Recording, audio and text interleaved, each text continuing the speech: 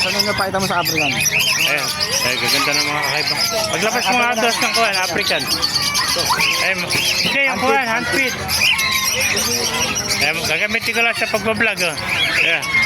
Mga kakaibang ibon dito yan sa Bukay, Bulacan. Ang gaganda, oh. Mga quality, oh. Ano ba yung kumakain na? Ito, lahat yan. Hindi, marunong ng subuan. Ayun. Yan lang kasi marunong ng subuan.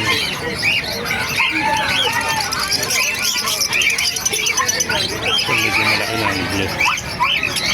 May mga handfeed, oh. Ganda handfeed.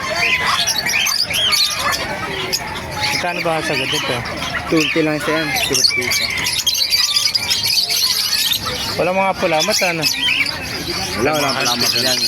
May kasama ng pangkoy, ringgilya. Hindi, 150 sa yun yung ano, bako.